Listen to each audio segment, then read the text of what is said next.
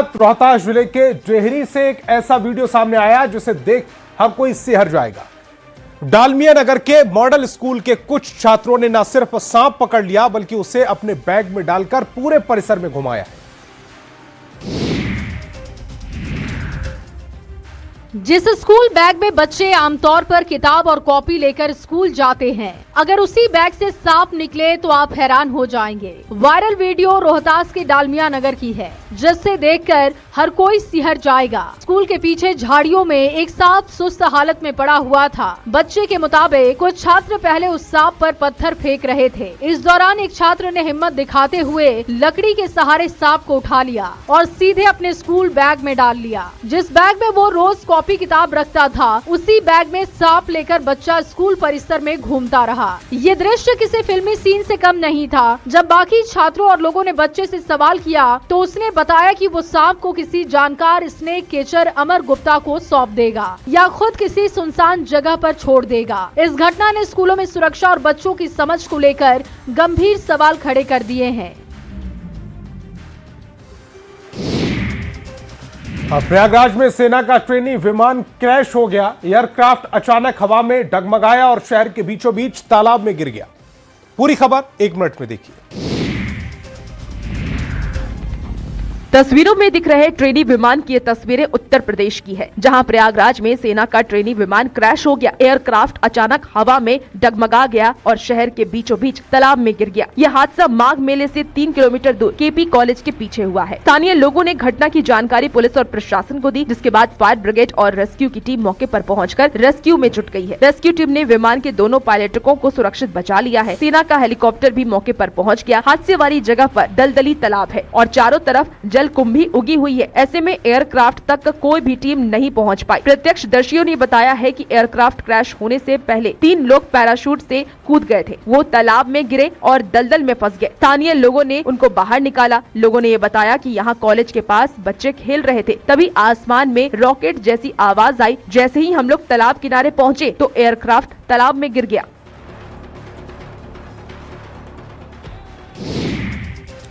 वैशाली जिले के हाजीपुर में कौनहारा घाट के निचली रोड पर देर रात 2 पक्षों के बीच हिंसक झड़प हुई।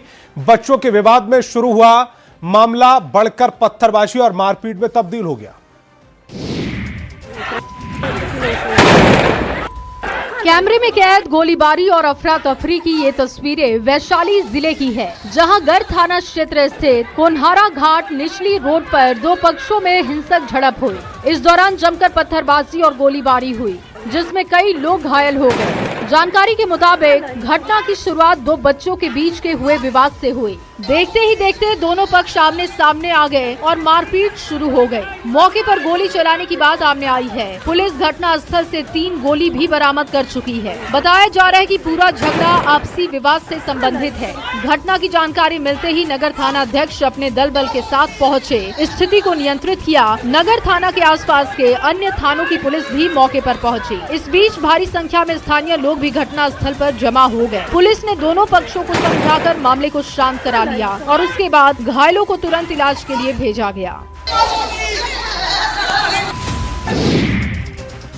दरभंगा की धरती एक बार फिर शाही इतिहास की साक्षी बन रही है। दरभंगा महाराष्ट्र की अंतिम महारानी अधिरानी कामसुंदरी साहिबा के निधन के बाद एकादशी के पावन मौके पर गुरुवार को उनका श्राद्धक्रम और विशाल महाभोज आयोजित किया जा रहा है, जिसकी तैयारी अंतिम चरण में है।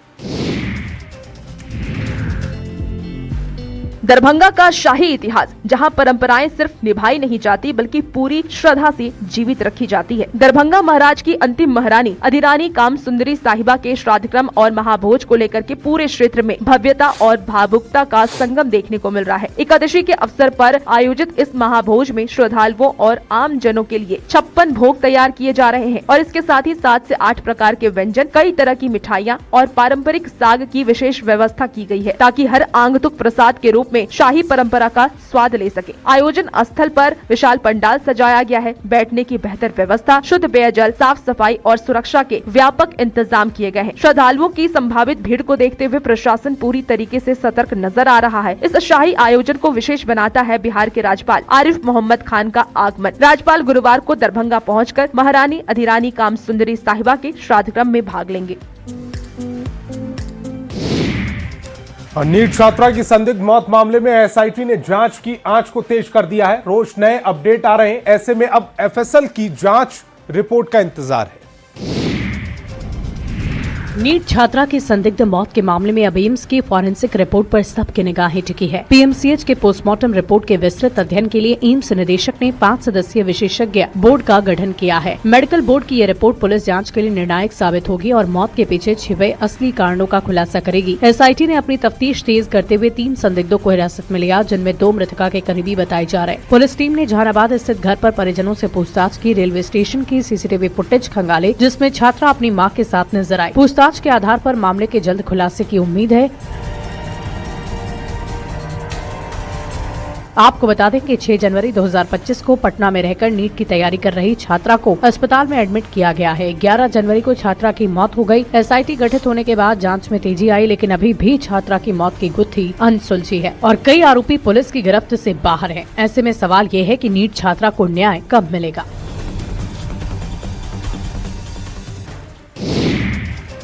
पटना में नीट छात्रा की संदिग्ध मौत के बाद उससे न्याय दिलाने के लिए लोग अब सड़कों पर उतरकर प्रदर्शन कर रहे हैं और कैंडल मार्च के लिए न्याय की मांग कर रहे हैं। सीवान से आई इन तस्वीरों को देखिए। हाथों में कैंडल लिए सड़क पर न्याय की मांग को लेकर के प्रदर्शन कर रहे लोगों की ये तस्वीरें सिवान जिले की है, जहां जहानाबाद की बेटी को इंसाफ दिलाने के लिए लोगों ने कैंडल मार्च निकाला। कैंडल जलाकर जहानाबाद की बेटी को श्रद्धांजलि दी गई। हाथों में मोमबत्तियां लेकर न्याय की मांग की। यह कैंडल मार्च शहर के बबुनिया मोड़ से प्रमुख मार्गों से होते हुए जेपी चौक तक निकाला गया। बेटियों को न्याय दो, अपराधियों को सख्त सजा दो जैसे नारे लगाए गए। लोगों का कहना है कि ये घटना समाज के लिए एक गंभीर चेतावनी है। पटना में बहुत सारे ऐसे गर्ल्स हॉस्टल हैं जो सही मापदंडों पर नहीं चल रहे हैं। जल्द जांच कर ऐसे हॉस्टल को बंद कराया जाए। इसमें जो भी दोषी हो सरकार तेज गति से जांच कर उसे कड़ी से कड़ी सजा दे। वहीं लोगों ने राज्य सरकार और प्रशासन से मांग की है कि इस मामले की निष्पक्ष और तुरंत जांच हो। दोषियों को फास्ट ट्रैक कोर्ट के माध्यम से कड़ी सजा दी जाए। साथ ही उन्होंने महिलाओं और बेटियों की सुरक्षा को लेकर के ठोस कदम उठाने की भी अपील की। दरभंगा में एक कैदी ने पुलिस की नाक में दम कर दिया। पुलिस को चकमा देकर कैदी नाले में घुस गया। पुलिस उसे बाहर निकालने के लिए चिल्लाती रही, लेकिन कैदी नाले में डटा रहा। फिर क्या हुआ, दिखाते 1 मिनट। सड़क किनारे खड़ी लोगों की भीड़ और नाले में झांकते पुलिस वालों की ये तस्वीरें दरभंगा की है, जहां पुलिस की बड़ी लापरवाही सामने आई है। यहां एक कैदी पुलिस की गिरफ्त से फरार होकर के अंडरग्राउंड नाले में जा छिपा। इस बात की जानकारी होते ही मौके पर लोगों की भारी भीड़ जुट गई। काफी देर की मशक्कत के बाद पुलिस ने फरार कैदी को दोबारा गिरफ्तार कर लिया है। एक तरफ ये मामला काफी सुर्खियां बटोर रहा है, वहीं दूसरी ओर पुलिस की कार्यशैली की खूब आलोचना हो रही है। जानकारी के मुताबिक जिले के लहरियासराय थाने की पुलिस 2 कैदियों को मेडिकल जाँच के बहादुरपुर पीएचसी लेकर के पहुंची थी। मेडिकल जांच के दौरान कैदी इफ्तिखार अहमद पुलिस को चकमा देकर के भाग निकला और फिर अस्पताल के बगल में स्थित अंडरग्राउंड में कूद गया। कैदी के भागने और फिर नाले में छिपने की जानकारी होते ही पुलिस के होश उड़ गए। इस बात की जानकारी मिलते ही पुलिस बल तुरंत मौके पर पहुंच गया। नाले के मुहाने पर घेराबंदी कर दी गई। काफी देर तक मान मनौवल के बाद पुलिस ने कैदी को दोबारा गिरफ्तार कर लिया है। सवाल ये है कि क्या विभाग लापरवाह पुलिस वालों पर कार्रवाई करेगा। और सरिता हत्याकांड और शव फेंके जाने के मामले में सारण पुलिस ने कार्रवाई तेज कर दी है। पुलिस ने दरोगा संतोष रजक से पूछताछ की।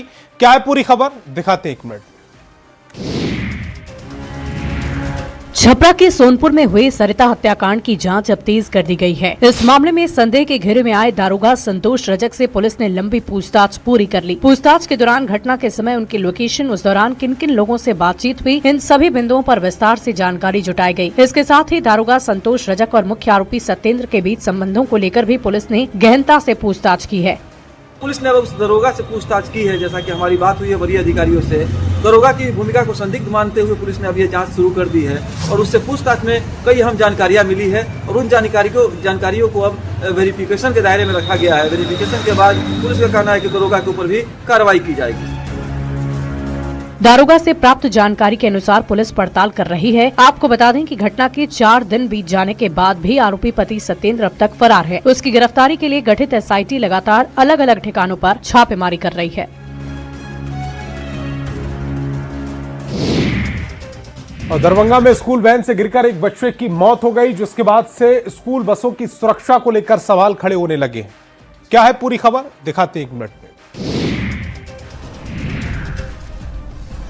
दरभंगा में स्कूल वैन से ड्राइवर की लापरवाही के कारण एक छात्र की दर्दनाक मौत हो गई।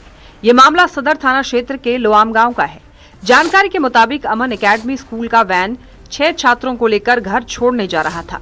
तभी सीता पेट्रोल पंप के पास टर्न लेते हुए एक छात्र बस से नीचे गिर गया, जहां उसके सिर में गंभीर चोट लगी और मौके पर ही उसकी मौत हो गई। बताया जा रहा है कि बस का गेट टूटा हुआ था, जिसकी वजह से छात्र नीचे गिर गया। वहीं छात्र की मौत के बाद वैन का ड्राइवर मौके से फरार हो गया। स्थानीय लोगों ने बस में सवार बच्चों को उनके घर पहुंचाया। स्थानीय लोगों ने ये बताया कि उन्होंने बार बार स्कूल में फोन किया, लेकिन किसी ने जवाब नहीं दिया, जिसके बाद नाराज ग्रामीणों ने स्कूल पहुंचकर जमकर हंगामा किया। वहीं मौके पर पहुंची पुलिस ने शव को कब्जे में लेकर लोगों को शांत कराया और मामले की जांच कर आरोपियों के खिलाफ सख्त कार्रवाई का आश्वासन दिया। साथ ही फरार ड्राइवर की भी तलाश की जा रही है। और जम्मू कश्मीर में विकास की योजनाओं को एडवेंचर टूरिज्म का बड़ा फायदा हुआ है। वहीं युवाओं को भी इसकी मदद से नई पहचान बनाने का मौका मिल रहा है। जम्मू कश्मीर में विंटर सीजन चल रहा है और गुलमर्ग में बड़ी संख्या में सैलानी पहुंच रहे हैं। इसमें स्कीइंग के शौकीन भी शामिल हैं। इसे देखते हुए जम्मू और कश्मीर टूरिज्म डिपार्टमेंट ने स्थानीय युवाओं के लिए एक विंटर स्पोर्ट्स और स्किल डेवलपमेंट का कोर्स ऑर्गेनाइज किया और युवाओं को प्रोफेशनल गाइडेंस के तहत स्नो स्कीइंग की प्रैक्टिकल ट्रेनिंग दी गई। इस एडवेंचर स्पोर्ट्स में प्रैक्टिकल अनुभव को लेकर पार्टिसिपेंट ने अपनी खुशी का इजहार किया। पार्टिसिपेंट का कहना था कि ऐसे कोर्स न सिर्फ उन्हें नई स्किल सीखने में मदद करते हैं, बल्कि टूरिज्म सेक्टर में रोजगार और आजीविका के मौके भी पैदा करते हैं। उन्होंने दूसरे युवाओं को भी ऐसे प्रोग्राम्स में एक्टिव रूप से हिस्सा लेने के लिए प्रोत्साहित किया। पार्टिसिपेंट्स ने टूरिज्म डिपार्टमेंट को इस कोर्स के लिए थैंक यू कहा और ऐसे ही स्किल बेस्ड ट्रेनिंग कोर्स दोबारा लगाने और ज्यादा लोगों की भागीदारी करने की अपील की।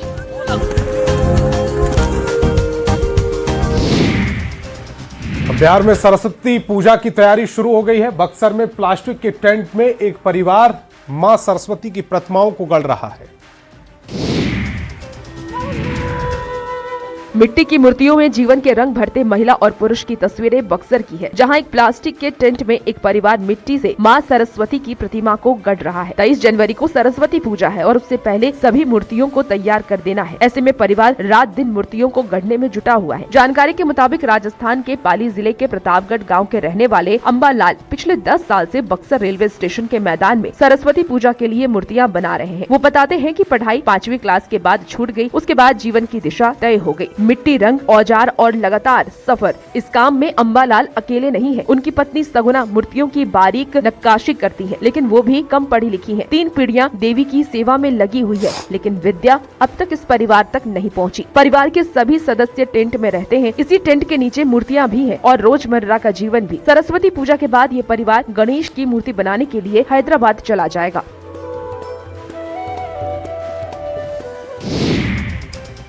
पटना में सुधा डेयरी की ओर से दही खाओ इनाम पाओ प्रतियोगिता का आयोजन किया गया, जिसमें सैकड़ों लोगों ने हिस्सा लिया। प्रतियोगिता में लड़कियों और महिलाओं ने भी बड़े उत्साह से दही का लुत्फ उठाया।